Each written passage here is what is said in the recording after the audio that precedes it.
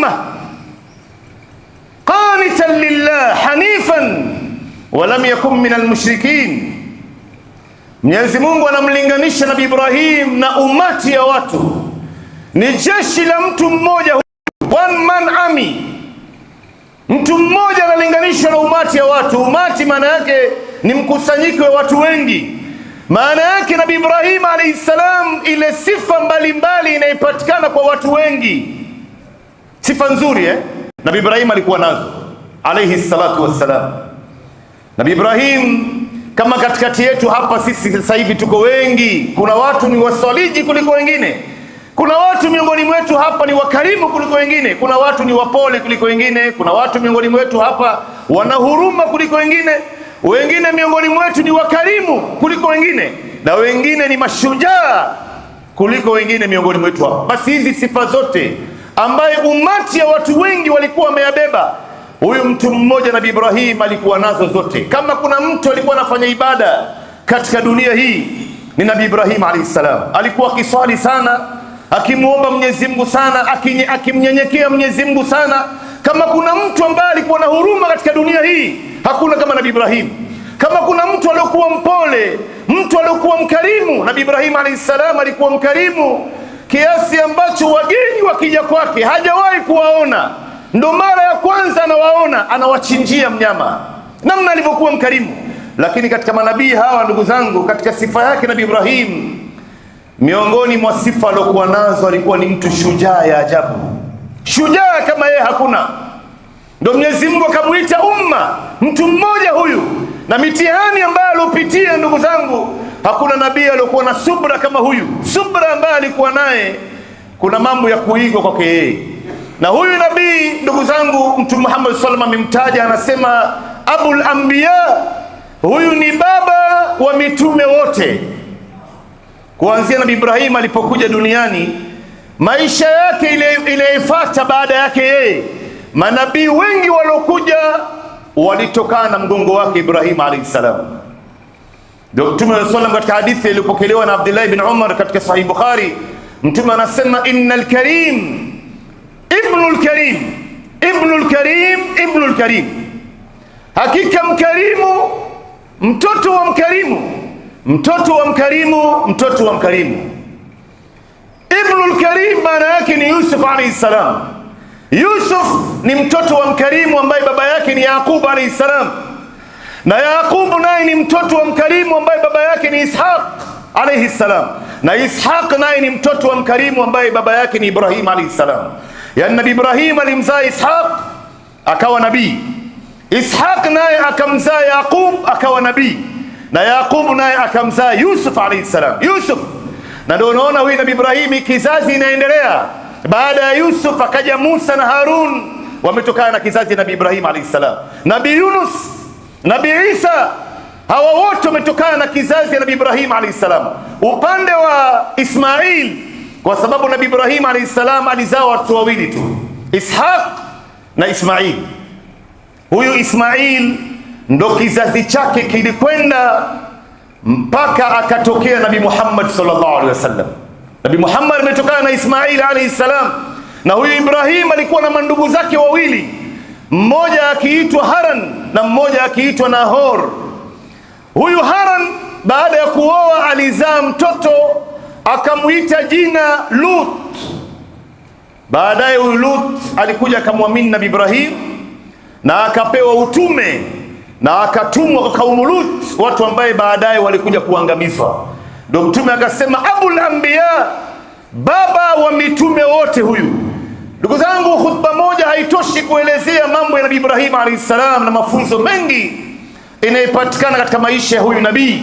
Durusun wa ibar, mambo ya kusomwa na mambo ya kuzingatiwa katika maisha yake Nabii Ibrahim alayhi salam. Huyu ni nabii ambaye anazaliwa katika ardhi ya Iraqi, ndani ya mji ambao unaitwa Babylon, Babil. Baba yake akiitwa Haran, akiitwa Azara kwa mujibu wa Qur'an, na alikuwa na mandugu wawili, Nahor na Haran. Huyu ni nabii ambaye anaanza dawa akiwa bado ni mtoto mdogo sana, umri wa miaka 7. Nabii Ibrahim ameanza dawa. kwa sababu baba yake Azara alikuwa na sifa tatu ambaye sio nzuri: akichonga masanamu, akiyauza yeye mwenyewe, kisha akiyaabudu. Yeye mwenyewe anachonga sanamu kwa mkono wake, kisha anaiweka juu ya meza, anaanza kuiomba kwamba ni Mungu wake. Anamwambia sanamu, mteremshie mvua, nipe riziki, niondolee maradhi, nikinge na balaa. Vipi mtu leo na akili yake anachonga Mungu kwa mkono wake kama vile mabaniani wanavyofanya leo, alafu anadai kwamba ni Mungu huyu? Lakini aliifanyia hizi miungu ya sanamu biashara kubwa sana. Hata huyu Azara aliweza kutajirika kwa sababu ya kuuza miungu bandia manake. Basi akiwapatia watoto wake Ibrahim, Nahor na Haran waende masokoni wakayauze masanamu haya. Nabii Ibrahim hakuyakubali haya, bado yeye ni mdogo sana. Akawa sokoni ananadi mbele ya watu akiwaambia wale wanunuzi, man yashtari ma la yadhur wala yanfa, ni nani ambaye atanunua Mungu ambaye hadhuru wala anufaishi? Man yashtari ma la yasma wala yubsir, ni nani ambaye atakayenunua Mungu ambaye hasikii wala haoni? Sasa wale watu wanaposikia maneno haya wanarudi kwenye akili zao, wanasema ni kweli, hizi miungu bwana haisikii, haioni, hainufaishi, haidhuru, imekaa hapo tu. Wengi wanaacha kununua, lakini habari zinamfikia baba yake Ibrahim akiwa yuko nyumbani. Nabii Ibrahim akirudi pale nyumbani jioni anatiwa mboko. Hata kuna siku baba yake Ibrahim alimwambia Ibrahim, ikiwa utaendelea na hii tabia, mimi nitakupiga na mawe, maana yake mimi nitakuua wewe. Lakini Nabii Ibrahim hakuacha kumuombea baba yake, na aliendelea kumuombea dua na akaendelea kumfanyia dawa. Hata kuna siku Nabii Ibrahim alimfuata baba yake, bado yeye ni mdogo sana ndugu yangu. Ndio unaona hii dawa, usidharau hata kama mtu ni mdogo. Usije ukasema huyu jamaa amesoma wapi, anatuambia nini? Cha msingi ni kwamba anachoongea ni kweli, inaambatana na sheria, inaambatana na Qur'an na Sunna. Leo kuna baadhi ya watu wanaipinga haki hivi hivi tu kwa sababu wanadai kwamba huyu jamaa amesoma wapi. Rudi hoja kwa hoja, usimrudi mtu na akili zako ambaye ni finyo. Ndugu zangu, huyu bwana ametoa baadhi ya aya, ametoa baadhi ya hadithi. Wewe umeona kwamba amekosea, wewe vile vile toa aya na hadithi nyingine ambayo inapinga kauli yake. Usilete mawazo yako hapa. Lau kila mtu atapewa ruhusa ya kuleta mawazo yake, hii dini mwisho itaenda mahali pabaya. Leo kuna baadhi ya watu wanaikataa haki kwa sababu aliyosema ni fulani. Lao ingesemwa na fulani tungeikubali, lakini kwa sababu ni huyu hatuwezi kuikubali. Sasa ndugu zangu, hii ni mfumo mbaya sana ambaye baadhi ya Waislamu wako naye. Wanaiona haki mbele ya macho yao hivi, wanaikataa tu kwa sababu ni kina fulani ndio ambao wamesema, na wanajua wazi kwamba hii ndio sheria, wanajua wazi hii ndio haki, hii ndio sunna, hii ndio Qur'an, hii ndio sunna na hii ndio sawa, lakini wanaikataa kwa sababu ni kina fulani ndio ambao wanayesema mambo hayo. Lao wangelisemwa na watu wetu hawa tungewakubali. Ndio haya ambaye yalimpata baba yake Ibrahim alayhi salam. Nabii Ibrahim siku moja anamwambia baba yake, bado ni mdogo hapo, anamwambia kama Mwenyezi Mungu alivyotaja ndani ya Qur'an, anamwambia ya abati, baba yangu kipenzi changu, anamwambia lima ta'budu ma la yasma wala yubsir wala yughni anka shay'a. Baba yangu kipenzi changu, mbona unaabudu kitu ambacho haisikii wala haioni wala haiwezi kukunufaisha na chochote? Ya abati inni qad ja'ani min al-ilm ma lam ya'tika fattabi'ni ahdika siratan sawiya. Baba yangu, hakika imenijilia elimu mimi ambaye haijakufikia wewe, nifuate mimi, nitakuongoza katika njia iliyokuwa sawa. Ya abati la ta'budi ash-shaytan inna ash-shaytana kana lirrahmani asiya. Baba yangu, usimwabudu shaytani, kwani shaytani kwa Mola wake alimaasi. Kisha Nabii Ibrahim akataja maneno yake ya mwisho hapa, na hii maneno yake ya mwisho ndugu zangu, kama ilivyokuja katika aya hii, ndo malengo ya da'wa yote hii ambayo tunayafanya hapa leo. Unapoona khutba za Ijumaa kama hizi, mihadhara, kuna darsa msikitini, kuna halaka ya elimu, malengo yote ni kauli yake ya mwisho Nabii Ibrahim. Nabii Ibrahim anamwambia baba yake, ya abati inni akhafu an yamassaka adhabun min arrahman fatakuna lishaitani waliya. Baba yangu kipenzi changu, hofu yangu mimi na hofia moto wa jahannam isije ikakugusa wewe ukawa miongoni mwa wafuasi wa sheitani. Hii dawa yote ambayo tunaifanya sisi ndugu zangu, kuelekezana, kunasihiana, kutahadharishana, ni ili kila mmoja wetu hapa asije akaingia ndani ya moto wa jahannam siku ya kiyama. Usiombe kuingizwa ndani ya moto wa jahannam. Hakuna mtu anaweza kuyasubiria haya ndugu zangu. Kwanza ni mtu kujiepusha na moto wa jahannam, moto ambaye inaongea. Moto ya kiyama ya nari jahannam inaongea, hii moto ina sauti. Mwenyezi Mungu anaiuliza siku ya kiyama, ataiuliza wa yawma naqulu li jahannama hal imtalati wa taqulu hal min mazid. Mwenyezi Mungu anaiuliza moto, je, umeshajaa? Moto imejaa mpaka juu. Moto kwa ujauri uliokuwa naye itamwambia Mwenyezi Mungu wa hal min mazid, kuna wa kuongeza hapa? Moto ambaye rangi yake ni nyeusi, mfuke wake unamyayusha mtu. Wallahi, mtu asiombe masala ya moto wa jahannam. Ndo kila mara dawa inapofanywa watu waache tabia fulani, waache mienendo fulani, waache baadhi ya mambo ambayo si sawa ambayo wanayafanya. Ni sisi tunajaribu kuokoana ndugu zangu, sio kitu kingine. Ndio Nabii Ibrahim anamwambia, wallahi baba yangu, mimi nakhofia moto wa jahannam isije ikakugusa wewe ukawa miongoni mwa wafuasi wa sheitani. Lakini Nabii Muhammad sallallahu alaihi wasallam anatuambia Nabii Ibrahim baba yake alikufa katika ukafiri, hakusilimu. Lakini siku ya kiyama, kama hadithi ilivyokuja katika Sahih Muslim, Nabii Ibrahim atakutana na baba yake siku ya kiyama.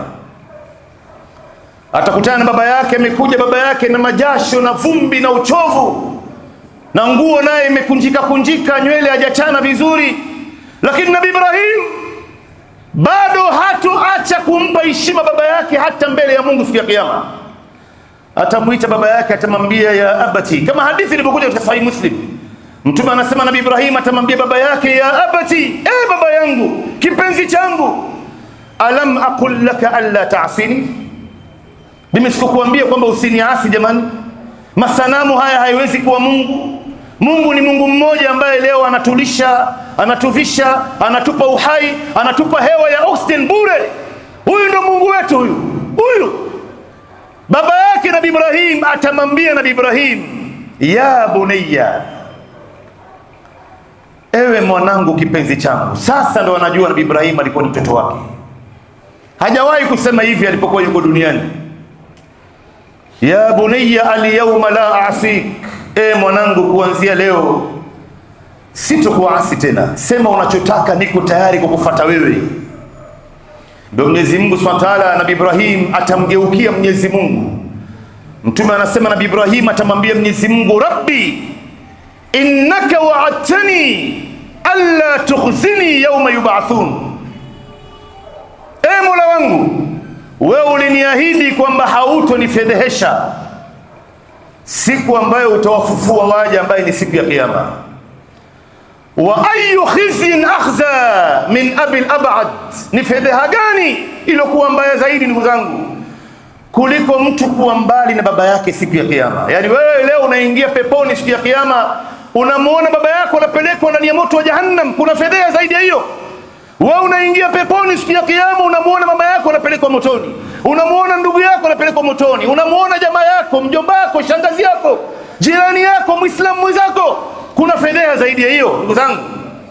Mwenyezi Mungu Subhanahu wa Ta'ala atamjibu Nabii Ibrahim, atamwambia, inni haramtu aljannata ala alkafirin, mimi nimeiharamisha moto kwa makafiri. Nabii Ibrahim atabaki kuzubaa juu afanye nini.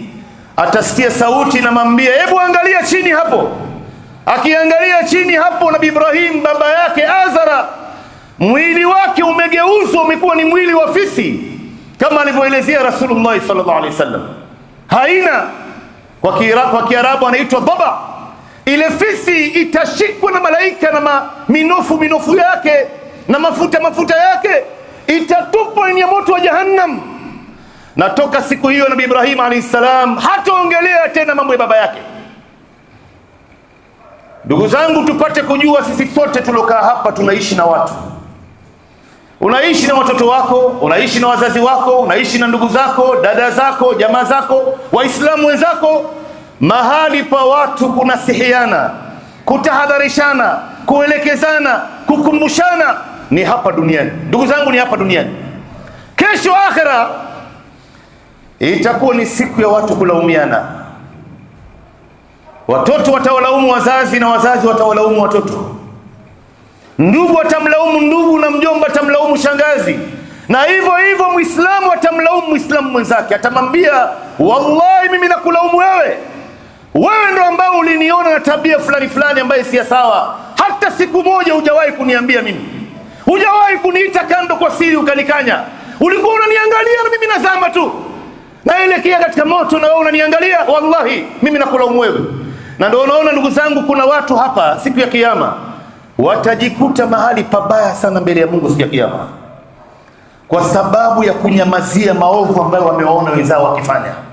Wewe hujaambiwa umlazimishe mtu, ndugu zangu, hujaambiwa umlazimishe mtu wala umshike mtu mashati, hapana. Umeambiwa muite kando kwa siri. Mwambie jamani, njia ambayo unayefanya mambo unayefanya haya si sawa na Mungu hayuko radhi. Na wengi walipitia njia na mwisho wao ulikuwa mbaya. Basi wewe umefaulu katika dunia yako na akhera yako. Siku ya kiyama hawezi kukulaumu. Ndio unaona baba yake Ibrahim hatumlaumu Nabii Ibrahim siku ya kiyama, kwa sababu Ibrahim alimwambia akiwa hapa duniani. Ndio unaona watu walilaaniwa katika Bani Israil kwa ulimi ya Nabii Daud na Isa ibn Maryam. Mwenyezi Mungu anasema, lu'ina alladhina kafaru min Bani Israil ala lisani Daud wa Isa ibn Maryam dhalika bima asaw wa kanu ya'tadun kanu la yatanahawna an munkarin fa'alu labisa ma kanu yaf'alun. Nabii Daud na Nabii Isa wanawalani Bani Israil kwa madhambi waliyofanya na kuvuka mpaka kwao. Ni madhambi gani waliyofanya hao hata waweze kulaaniwa? Walikuwa hawakatazi wenzao maovu ambao walikuwa wakiyafanya, na kutokataza maovu labisa ma kanu yafalun ni kitu kibaya ambao waliyafanya. Maana yake mtu kunyamazia maovu ambayo inafanywa na mwenzake ni mbaya zaidi kuliko hiyo maovu inayofanywa na huyo bwana. Mbaya zaidi ndugu zangu. Ikiwa unaona huna elimu ya kumfikishia huyu bwana, kuna imamu wa msikiti hapa, mletee habari hizi.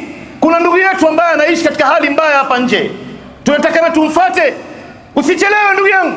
Ikiwa unaona imamu bado ana makazi mengi, bado washughuliki, watafute watu wenye hikma hapa msikitini. Kuna waswaliji wengi hapa, tumfuateni fulani ndugu yetu. Ndugu zangu, tusingoje mpaka mtu ameshaanguka amefariki sasa ndio wewe unajitokeza. Wallahi lauti ningelijua ningemwambia. Ndio unaona vijana wetu hapa wanakufa katika hali ya kusikitisha.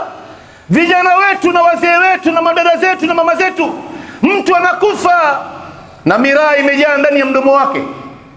Mtu anakufa huko ananuka bangi, alikuwa anavuta bangi, ile bangi ikailipua moyo wake. Mtu amekufa ndani ya baa, ananuka pombe hasa. Mtu anakufa kwenye jukwaa la muziki. Mtu amekufa anafanya kazi ya ukahaba. Mtu amekufa katika biashara ya riba. Mtu anakufa huko anasikiza muziki. Ndugu zangu, tumefanya nini kuweza kuokoa maisha ya watu kama hawa? Tunanyamazia hivi hivi tu. Lakini ndugu zangu, wakati iniruhusu, Nabii Ibrahim alayhi salam alipitia mambo mengi sana. Katika jumla ya mambo, hii masanamu ilikuwa ikimkera sana, kiasi ambacho wakati azma kwamba iko siku atakuja kuzivunja masanamu haya ili kufungua akili ya hawa watu. Na ndio wakati wamekwenda katika sherehe zao, Nabii Ibrahim alibakia nyuma kwa kisingizio kwamba yeye ni mgonjwa. Na kweli alikuwa ni mgonjwa. Watu leo wanatengeza Mungu kwa mkono wao wenyewe, alafu wanadai kwamba una Mungu wetu alotuumba sisi. Imemtia maradhi hii. Ndio walipotoka wao, lakini hawakutumia akili yao. Ndio wakasema nani ambaye amefanya haya kwa miungu yetu? Kwa kweli huyu ni mtu ambaye ni dhalim. Ndio Ndio wakatoa habari wakasema, sami'na fatan yadhkuruhum yuqalu lahu Ibrahim. Tumesikia kuna kijana mmoja hapa ambaye alikuwa akizungumza vibaya hizi miungu yetu, anaitwa Ibrahim. Ndio Namrud ambaye alikuwa anadai kwamba ni Mungu na ndio kiongozi wao, akatoa amri Nabii Ibrahim aletwe mbele ya watu. Nabii Ibrahim akashikwa akaletwa mbele ya watu, akaulizwa, ya Ibrahim, a anta fa'alta hadha bi alihatina ya Ibrahim, wewe ndio ambao umefanya hivi kwa miungu yetu, umewafanyia hawa? Nabii Ibrahim anataka kuwafungua akili kwa kutumia urongo bado, na urongo wenye halali, ambaye si kwa sababu ya kujinufaisha, si kwa sababu ya kutaka mali wala ukubwa wala kutaka sifa, ni kutaka kufungua akili zao. Akawaambia, bal fa'alahu kabiruhum hadha fas'aluhum in kanu yantiqun, bali aliyofanya haya ni huyu mkubwa wao. So mnamwona yuko na shoka kwenye mabega yake, muulizeni ikiwa anaweza kuongea. Wakamwambia Ibrahim, na vipi wewe unajua huyu hawezi kuongea, tutamuuliza vipi? Yeye mwenyewe akawaambia, na vipi leo mnaabudu kitu ambacho haiongei wala isikii? Maana yake alipiga msumari kwenye akili zao wapate kufunguka macho yao. Na ndio hapo wakaingia wakaona, kweli maneno ambayo anasema Ibrahim ni kweli. Wakaingia kando, wakaanza kuzungumza baina yao, wakasema ni kweli, hizi miungu jamani, haiongei, haisikii, hainufaishi, haidhuru, haina chochote, imekaa pale tu. Sasa wakati Namrud na baba yake Ibrahim walipoona watu wameanza kumkubali Ibrahim, ndio unaona watu wa batil, ndugu zangu, wanaikataa haki hata kama wako kufanya jambo ambalo ni hatari kuliko hiyo.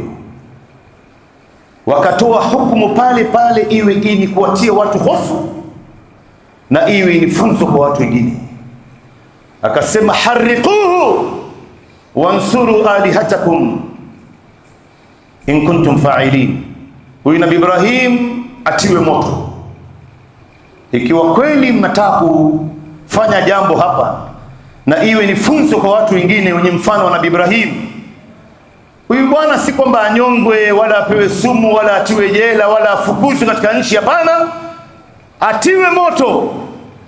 Na moto ikakusanywa, ndugu zangu, kwa muda mrefu, na Nabii Ibrahim alayhisalam akatupwa ndani ya moto. Wakati Nabii Ibrahim alipotupwa na menjini, kama Mtume sallam aliposema, ilitengezwa kama upao wa kuchota mchangarawe, na kama kuna blada hivi akafungwa Nabii Ibrahim akatupwa. Malaika Jibril akamtokea Nabii Ibrahim akamuuliza, ya Ibrahim, unahitajia msaada wangu? Nabii Ibrahim akamwambia, hasbi Allah wa ni'mal wakil, ananitosha Mwenyezi Mungu na hakuna mlinzi aliyokuwa bora kama Mola wangu. Na hii ndio dua ambayo Mtume sallam vile vile aliisoma wakati maadui walipomzunguka wanataka kumuua. Ndio Mwenyezi Mungu Subhanahu wa Ta'ala akazungumza na moto, akaiambia moto, wa qulna ya nar kuni bardan wa salaman ala Ibrahim, ewe moto, kuwa baridi na salama juu ya Nabii Ibrahim alayhi salam. Tena Mwenyezi Mungu hakusema kama walivyosema baadhi wanazuoni, hakusema kuni bardan ala Ibrahim. Lau angelisema kuwa baridi kwa Nabii Ibrahim, ile baridi ingeweza kuzidi na ikamdhuru Ibrahim.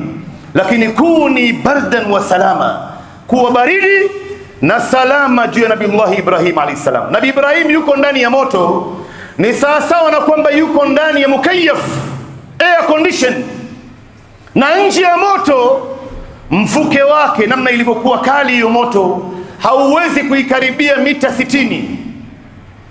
Na ndio pale Mtume sallam katika Sahih Muslim anasema, wakaja kila aina ya wanyama pale, wakaanza kuizima ile moto. Na chura alicheza doria kubwa sana hapa. Ndio Mtume Muhammad sallam ameharamisha mtu kumuua chura, Mtume ameharamisha mtu kumuua mdudu chungu sisimizi, Mtume ameharamisha mtu kumuua nyuki, Mtume ameharamisha mtu kuua ndege ya hudhud. Hawa wote wana risala maalum, mambo ya kuigwa katika maisha yao. Kuna baadhi ya wanyama ambao tunafaa kuwaua kama Mtume alivyoelezea katika hadithi, lakini sio hawa. Chura, hata hizi mamoto imetokana na chura, akijaza maji kwenye mashavu yake, akija akimwaga, zima moto hii imetokana na chura. Isipokuwa Mtume anasema, isipokuwa mnyama mmoja, mjusi kafiri. Mjusi kafiri ndo ambaye alikuwa akipuliza moto ili Nabii Ibrahim aendelee kuungua. Ndo Mtume wa sallam anasema uqtulul wazakh fa innahu kana yanfukhu an-naru ala Ibrahim, muweni huyo alwazakh, huyu mjusi kafiri ambao tunaishi nao hata hapa misikitini, manyumbani, kila mahali wapo. Ukimuona muue huyo, kwa sababu alikuwa akipuliza moto Nabii Ibrahim aendelee kuungua. Ndo pale Mtume sallam akasema man qatala wazaghan fi awwali dharba lahu 100 hasana, mtu yoyote atakayeua mjusi kafiri kwa pigo la mwanzo, pigo la mwanzo ukamuua hapo hapo, utaandikiwa thawabu 100. Na lao atakufa baada ya pigo la pili, thawabu yako inapungua. Na lao atakufa baada ya pigo la tatu, thawabu yako itapungua zaidi. Unajua kwa nini? Kwa sababu ukimuua na pigo la mwanzo umemsaidishia yeye. Wama arsalnaka illa rahmatan lilalamin, hatujakutumwa ya Muhammad isipokuwa ni huruma na rehma kwa viumbe vyote, viumbe vyote. Ndio wakati wao wanangojea moto imalizike, waende wakachukua majivu ya Nabii Ibrahim waitupe baharini ama waizike, wanamuona Nabii Ibrahim anatoka, anafuta masaza, anafuta jivu, anafuta vumbi. Baba yake Ibrahim Azara alishangaa ya ajabu, akamwambia mtoto wake Ibrahim, kwa kweli Mungu wako anakupenda. Ndo hapa Namrud ambaye alikuwa ni mutakabbir, ni mtu mwenye kibri, akidai kwamba ni Mungu na yeye vile vile ni mfalme wao, akaona huyu bwana hatumwezi. Njia iliyopo akampatia masaa 24 ahame nchi. Alipewa masaa 24 Nabii Ibrahim ahame. Ndo Nabii Ibrahim akatoka katika ardhi ya Babil ndani ya Iraq akaelekea Palestina. Lakini hapo katika tukio hilo mtu mmoja peke yake ndo ambaye alimwamini, ambaye ni Lut alayhi salam.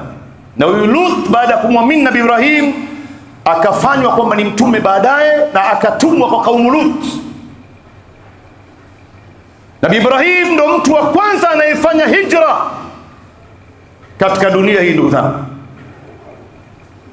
wewe leo usio umekaa katika mji mmoja, mambo yako haiendi, ibada zako za tabu tabu, uhusiano wako na Mungu wako unaona wazi, hapa mimi siwezi kuipata pepo, siwezi kuipata radhi za Mungu.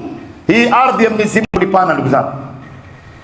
Kuna baadhi ya watu wanaona hizi miji ambao wanaishi ndani yake haziwafai, na bado wanang'ania tu mpaka mtu anazeekea hapo, na anaona wazi ibada zake hapa alfajiri anashindwa kuamka, marafiki wabaya ndio ambao wamemzunguka, kila aina uraibu yuko naye, bado anang'ania. Tunaona siku ya kiyama Mwenyezi Mungu atawauliza watu, mlikuwa wapi nyinyi wakati watu wanatafuta riziki yao, watu wanatafuta pepo yao, wanatafuta akhira yao, nyinyi mlikuwa wapi? Ndio watasema sisi tulikuwa katika mji fulani. Mwenyezi Mungu atawauliza, alam takun ardullahi wasi'atan fatuhajiru fiha, ardhi ya Mwenyezi Mungu haikuwa pana ndugu zangu mkahama ndani yake? Kwani mji ulikuwa ni mji ule tu ambao mlikuwa ndani yake jamani? Hii ardhi ya Mungu haikuwa pana, wewe unang'ania hapo, kumbe khairi yako iko sehemu nyingine. Hii ardhi ni pana, unaona akhira yako yote hapa iko mashakani. Ondoka, usikae hapo hapo, hama. Hii ardhi ya Mwenyezi Mungu ni pana ndugu zangu. Nabii Ibrahim anakwenda katika ardhi ya Palestina. Baada ya muda anamuoa mwanamke anaitwa Sara. Katika wanawake warembo duniani Mtume sallallahu alaihi wasallam anasema ni Sara. Alikuwa mrembo sana mwanamke huyu, lakini wanasema kwamba mwanamke aliyokuwa mrembo kuliko wote ni Hawa, mama yetu Hawa. Huyu ndio mwanamke aliyokuwa mrembo kuliko wote, na huyu Sara naye alikuwa na urembo wa ajabu. Mtume Nabii Ibrahim akakaa naye pale kwa muda, akahama kutoka Palestina akaenda naye katika nchi ya Masri ndani ya Egypt. Ndo akapambana na mfalme mpenda wanawake. Huyu mfalme, mwanamke yote ambaye anayemuona mjini lazima apite naye, na akiwa ni mume wa mtu basi anamuua ule mwanamume ili apate kumchukua huyu mwanamke. Ndio Nabii Ibrahim alipoletwa mbele huyu mfalme akaulizwa, huyu ni nani unatembea naye? Akasema, huyu ni dada yangu mimi. Kwa sababu lao angelisema ni mume wake, ni mke wangu, na huyu mfalme angemuua Ibrahim ili amchukue huyu mwanamke. Basi akamwambia kama ni dada yako mimi nitamuoa. Ndio Nabii Ibrahim akamwambia kama kumuoa itabidi tumuulize yeye. Ndio Nabii Ibrahim alayhi salam aliporudi nyumbani akamwambia huyu mwanamke, nimemwambia ule mfalme wewe ni dada yangu, usije ukabadilisha mazungumzo, sisi ndo ambaye tunamwabudu Mungu katika ardhi hii, ikatuletea matatizo. Lakini huyu mfalme alipomuona tu mwanamke, subhanallah, ile uzuri aliyokuwa naye, akajaribu kumpelekea mkono wake amshike. Na ndio leo watu wamefitinika na mambo ya zinaa katika ardhi yetu hii. Ndugu zangu, zinaa imewamaliza wengi, na wengi wameangamia na maradhi ya ukimwi na maradhi ya aina tofauti tofauti. Wewe umefanya zinaa miaka yote hii, umefaidika na nini ndugu zangu? Kwa nini usioe uwe na mke wako wa halali? Na wengine wanaye wake zao wa halali na bado wanazini nje, hawatosheki. Manake ndio unaona hii dini ndugu zangu haina sababu ya mtu kuzini. Ikiwa ni mwanamume unaona mke wako ni mswaki tu, hakutoshelezi, unaambiwa oa mke wa pili. Mke wa pili bado unaona wote hawa umewazidi nguvu, oa mke wa tatu. Kuna watu miongoni mwetu hapa wana nguvu za ndovu. Mke wa tatu bado hakutoshelezi ndugu zangu, oa mke wa nne. Wanawake wa nne sasa ikiwa hawatakutosheleza ndugu zangu, itabidi upeleke hospitalini ukapimwe. Wewe unaonekana wazi una matatizo katika afya yako. Haiwezekani wanawake wa nne wote hawa eti wewe ndio ambao umewazidi nguvu, wewe ndio ambao una matatizo.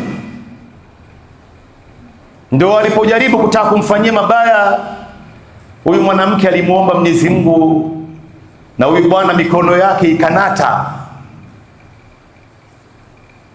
Ndio mara ya pili, mara ya tatu, baada ya kumuombea Mwenyezi Mungu amuondoe katika hali hiyo, akaona haya sasa. Kwanza alipiga kelele mara ya tatu, akasema mmeniletea nani hapa? Huyu si binadamu, huyu ni katika majini hawa, muondoeni hapa. Lakini kwa kuona haya sasa, akampatia Nabii Ibrahim na mke wake Sara zawadi ya kijakazi mwanamke mwingine anaitwa Hajara.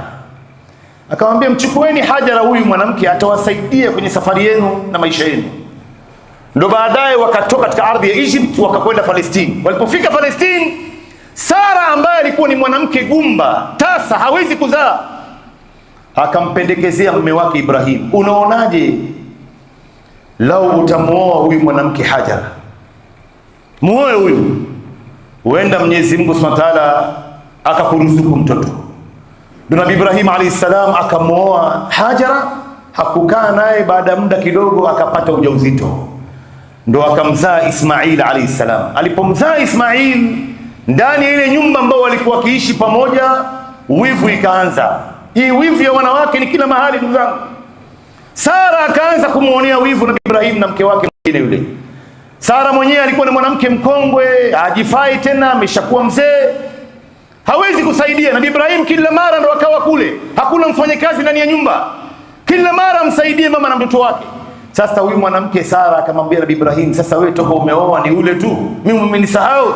Ndio Mwenyezi Mungu Subhanahu wa Ta'ala akampa amri Nabii Ibrahim amtoe huyu Ismail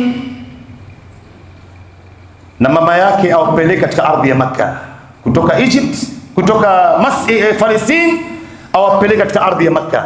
Ndio Nabii Ibrahim akamchukua mke wake na mtoto wake akawapeleka katika ardhi ya Makka. Alipofika katika ardhi ya Makka, sehemu tambarare, hakuna majenzi, hakuna mimea, hakuna watu, akamwambia mimi nitakuacha hapa. Mke wake Hajar anamwambia Nabii Ibrahim, vipi unatoa uamuzi kama huu? Allahu amaraka bihadha, Mwenyezi Mungu ndio ambaye amekuamrisha kufanya hivi? Akamwambia naam. Basi mwanamke Hajar akamwambia Nabii Ibrahim, idhan la yudhayyuna, ikiwa Mwenyezi Mungu ndio ambaye amekuamrisha hivyo, Mwenyezi Mungu hawezi kututupa sisi, nenda zako, mimi niko tayari kukaa hapa. Na Nabii Ibrahim ameondoka, akawaombea watu wake na wafanye ibada, wafanye swala, akawaombea dua tofauti tofauti, akarudisha katika ardhi ya Palestine. Huko nyuma mwanamke huyu Hajara na mtoto wake, ile chakula walioachiwa, tende na baadhi ya maziwa na maji, ikaisha. Mtoto ndio anaanza kunyonya. Huyu mwanamke sasa akaanza kutafuta maji, akiangalia kule mita 400 anaona maji, ndo akaenda Safa wal Marwa. Ile mara ya mwisho aliporudi ndo akampata malaika Jibril amekuja na mabawa zake, akaipasua ardhi na ndo ikatoka maji pale, na ni maji ya Zamzam. Ndio yule mwanamke akija akasema Zamzam. Mtume wa sallam anasema rahimallahu ummu Ismail, Mwenyezi Mungu amhurumie mama yake Ismail. Lau kama asingefanya hivyo, ile maji ya Zamzam ingegeuka ingawa ni gharka na ingeweza kuangamiza watu. Na ndo mpaka leo hii maji ya Zamzam sayyidul miyah wa ashrafuha wa ahlaha linnufus. Hakuna maji iliyokuwa bora katika dunia hii kama maji ya Zamzam. Ile virutubisho vyake na namna ilivyokuwa tamu haishibishi. Unaweza ukanywa, na ni dawa vile vile, na ni ponyo, na ni chakula, na inatuliza moyo. Mtu akinywa anaona raha ndani ya nafsi yake. Wewe unapomwona mtu anakwenda haja maumra, mwambie akuletee zawadi vitu viwili: akuletee maji ya Zamzam na akuletee tende ya ajwa. Hii tende ya ajwa haipatikani ila katika mji wa Madina. Ni tende nyeusi kama makaa, lakini ndio tende iliyokuwa tamu kuliko zote. Na hii tende Mtume wa sallam anataja katika hadithi ndani ya Sahih Muslim, inafukuza jini ndani ya mwili na inaondoa uchawi. Na subhanallah, mtu yote ambaye anayekula hiyo tende 7 asubuhi kitu cha kwanza, hiyo mchana yote shetani hawezi kumkaribia. Hii ni zawadi kubwa sana. Ndio hapo huyu mwanamke Hajara akaitumia hii maji ya Zamzam ambayo Mtume anasema almau zamzam lima shuriba la. Maji ya Zamzam ni kwa ile nia uliokunywa naye. Umekunywa kwa nia Mwenyezi Mungu akuponye, akupe shifa, akufungulie riziki, akuondolee matatizo, akufungulie kheri. Kwa nia yako Mwenyezi Mungu Subhanahu wa Ta'ala atakupatia, hata kama ni kikombe cha kahawa. Ndio huyu mwanamke Hajara akaitumia hii maji ya Zamzam kujitajirisha, akaifanyia biashara. Ndio akaijenga ile mji sasa. Akajenga nyumba yake, watu wakawa wanakuja pale. Hata kuna watu waliwahi kumtishia maisha, lakini alisimama kidete. Almuhimu ni mpaka ikaja ikawa mji. Ndio sasa baada ya miaka 9 Mwenyezi Mungu anamwamrisha Nabii Ibrahim, nenda sasa kwa mtoto wako Ismail na mama yake Hajar. Akatoka Palestina tena akaenda mpaka Makka. Amekaa na mtoto wake Ismail, anaanza kukaa naye, furaha ya mzazi, baba na mtoto wake. Anacheza naye. Unajua neema ya mtoto ndugu zangu, na hasatan akiwa mdogo. Mwenyezi Mungu anasema almalu walbanuna zinatul hayati dunya. Mali na watoto ni mapambo katika mapambo ya ulimwengu. Mtu yote ambaye ana mtoto ndugu zangu ni neema hii, na hasatan huyu mtoto bado akiwa ni mdogo, ndo anaanza kunyonya, ndo anaanza kutambaa, ndo anaanza kutembea. Hii neema inakuwa kubwa zaidi. Hajakaa na mtoto wake sawasawa, Mwenyezi Mungu anamtuma Jibril alayhi salam, anamwambia nenda ukamwambie Nabii Ibrahim nataka amchinje huyo mtoto. Amchinje, hatukwambii kwamba amnyonge ama ampe sumu ama ampige na kibutu ambaye ampige rungu kwenye kichwa afya. Hapana, chinja na kisu. Ndio huyu mtoto baba yake Ibrahim anamfuata, anamwambia ya bunayya inni ara fil manami anni adbahuk fandhur madha tara. Mwanangu, mimi nimeoteshwa katika usingizi wangu na ndoto ya mitume ni wahi kwamba mimi nakuchinja wewe. Unasemaje mwanangu, tufanye nini? Baba anamuuliza mtoto wake Ismail, unaonaje rai yako? Mtoto anamjibu Nabii Ibrahim, anamwambia ya abati if'al ma tu'mar satajiduni insha Allah minas sabirin. Baba yangu, fanya kama ulivyoamrishwa, utanikuta mimi ni miongoni mwa watu wenye kusubiri. Tena anamwambia baba yake, wakati wa kunichinja mimi, ifunike macho yangu nisiione kisu, na ifunge mikono yangu na miguu yangu, ili nisije nikaiona kisu nikababaika, hata amri ya Mungu isipite juu yangu. Wako wapi watoto kama hawa leo ambao wanawasikiza wazazi wao katika kutii amri ya Mola wao ndani ya manyumba za Waislamu? Illa man rahimallah. Watoto leo ambao wanawasikiza wazazi wao ni wachache sana. Watoto wetu wengi hapo wamekuwa ni mitihani katika nyumba ya wazazi wao. Wanawatesa wazazi wao, wanawapiga, wanawaibia, wanawafanyia kila aina mabaya, na wengine wanafika mpaka kuwaua wazazi wao. Mpaka mwisho wanafika kuwaua. Lakini angalia Ismail, anakubali kuangamizwa. Ndio unaona ndani ya Qur'ani, namalizia hapa ndugu zangu, kuna visa viwili, ni visa ambapo ni visa tofauti ndani ya Qur'an, lakini malengo inaweza kuwa ni moja. Kisa cha kwanza ni hichi: Ibrahim anamuita mtoto wake Ismail, nimeamrishwa na Mwenyezi Mungu nikuchinje. Mtoto anakubali, anamwambia baba yangu, niko tayari bwana, niko tayari, tekeleza amri ya Mungu juu yangu. Lakini Nabii Nuh alayhi salam anamuita mtoto wake amuokoe, anamwambia mtoto wake, ya bunayya arkam ma'ana, mwanangu, panda kwenye marekebu hili, panda kwenye meli hii, itakuja gharka hapa na yeyote ambaye hayuko ndani ya meli ataangamia.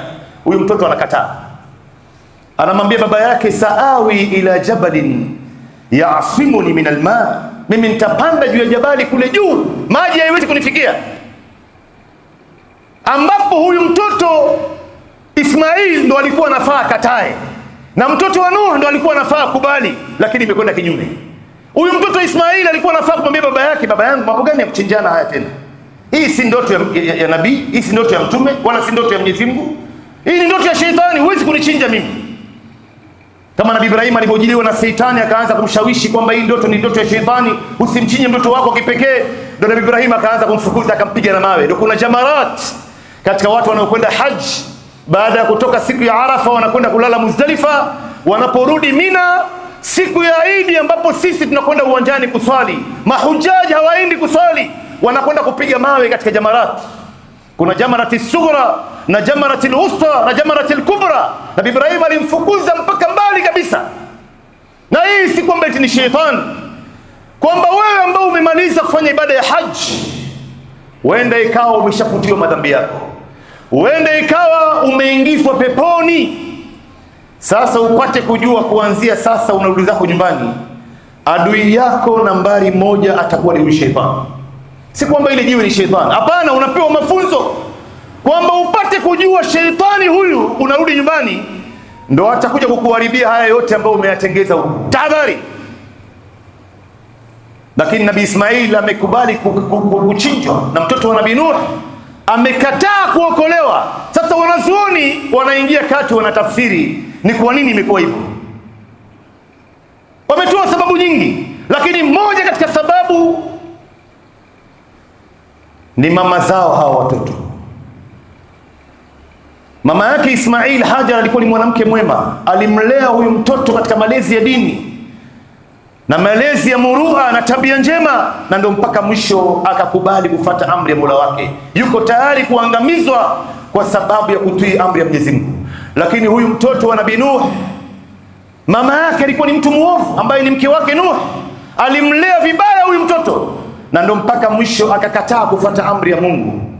Ndio unaona ndugu yangu, unapokwenda kuoa mwanamke, chagua mwanamke mwenye dini. Wengi wetu sisi hapa ndoa zetu imekuwa haifanyi kazi, ndoa imekuwa na matatizo mengi, malezi imekuwa imeonekana wazi, sasa hivi imeanguka kwa sababu namna ulivyochagua wewe toka mwanzo.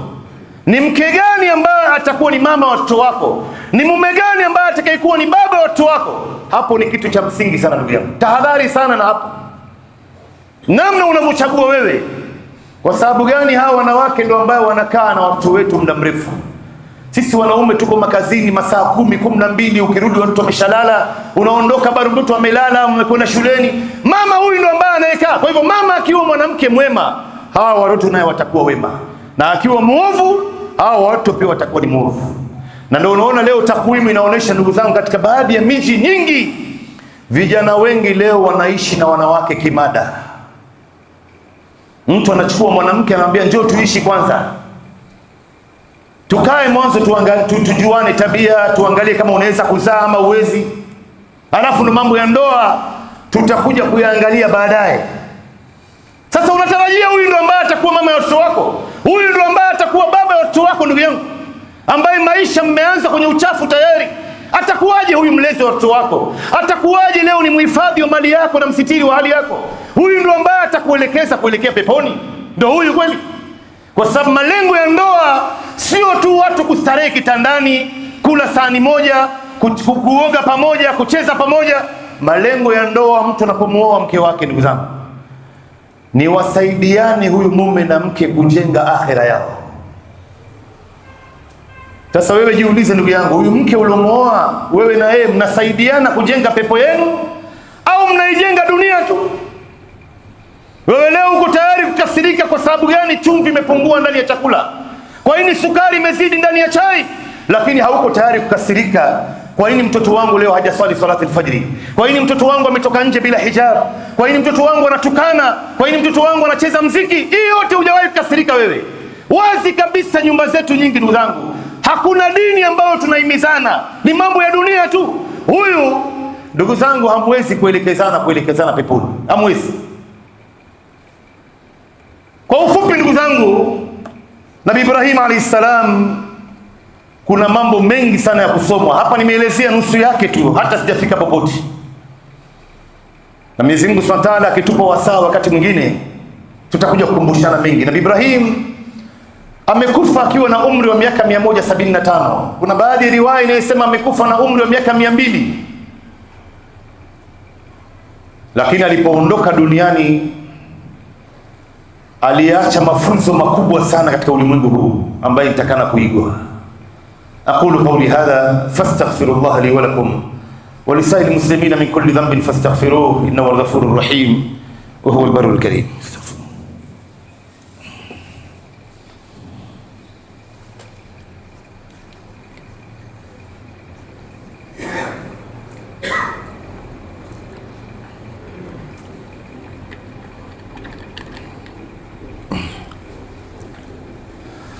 إن الحمد لله والعاقبة للمتقين ولا عدوان إلا على الظالمين وأشهد أن لا إله إلا الله وحده لا شريك له وأشهد أن محمدا عبده ورسوله وعلى آله وصحبه وسلم. أما بعد عباد الله، أوصي نفسي أولا وإياكم بتقوى الله. ومن يتق الله يجعل له مخرجا ويرزقه من حيث لا يحتسب.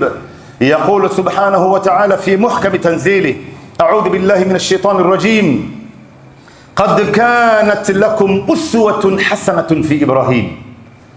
وعن عبد الله بن عمر رضي الله عنهما أن رسول الله صلى الله عليه وسلم قال: إن الكريم ابن الكريم ابن الكريم ابن الكريم.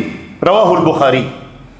Naombeni radhi ndugu zangu kwa kupitisha wakati, nilikuwa nimepewa mpaka saa 7:15 na naona nimechukua dakika 13 zingine, na hii ni kwa sababu ya khutba ilivyokuwa ndefu. Wakati mwingine inatokea haya mambo, wakati mwingine khutba ni fupi, wakati mwingine khutba ni ndefu, na si kwa sababu ya kupenda kwangu. Kwa hivyo naombeni radhi kwa hilo.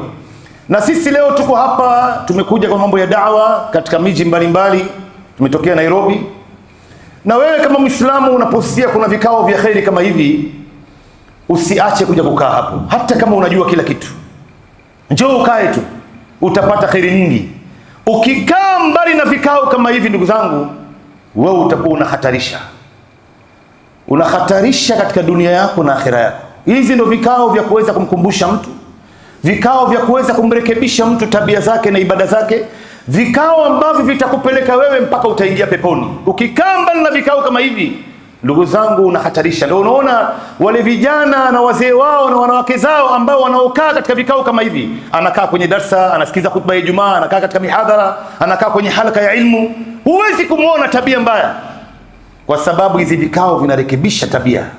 Huwezi kumuona kijana ambaye anayekaa katika vikao kama hivi ananyoa nywele kama jogoo, ama amevaa suruali nusu ya makalio yake iko wazi. Huwezi kumuona, kwa sababu hizi vikao vinarekebisha tabia za watu. Hauwezi kumuona kijana ama mzee anayekaa katika vikao kama hivi eti anasikiza mziki ama anacheza kamari au anatembea bila hijab. Hauwezi, kwa sababu hizi vikao vinarekebisha. Sasa njoo uangalie wale ambao hawakai katika hizi vikao ndugu zangu. Kuna darasa msikitini baada ya maghrib hakai, khutba ya Ijumaa anakuja amechelewa, khutba yenyewe inatolewa kwa Kiarabu, wengi wa watu hawajui Kiarabu. Sasa njoo uangalie tabia yake. La haula wala quwwata illa billah. Mpaka hawa wasiokuwa Waislamu wanauliza, yule fulani ni Muislamu kweli? Yule ni Muislamu? Muislamu hawezi kufanya mambo kama yale. Wewe unakaa mbali na hizi vikao, majalisi dhikri, vikao vya kumkumbuka Mungu ndugu yangu, unahatarisha kwa kweli. Kwa hivyo kaa hapa kila wakati unaposikia kuna darsa, hata kama sio sisi ambao tumekuja. Kuna mashehe wengi katika mji huu, Umesikia kuna darsa, ule mmoja katika wanachuoni wakubwa katika salafu na salih ridwanullah alaihim alikuwa anakaa kwenye darsa ya mwanafunzi wake. Watu wakamuuliza, shekhe, wewe kila siku unakaa katika darsa ya mwanafunzi wako na wewe ndio ambao umemfundisha elimu yote hii, wewe unaijua na wewe ndio ambao umemfundisha, unapata nini hapa?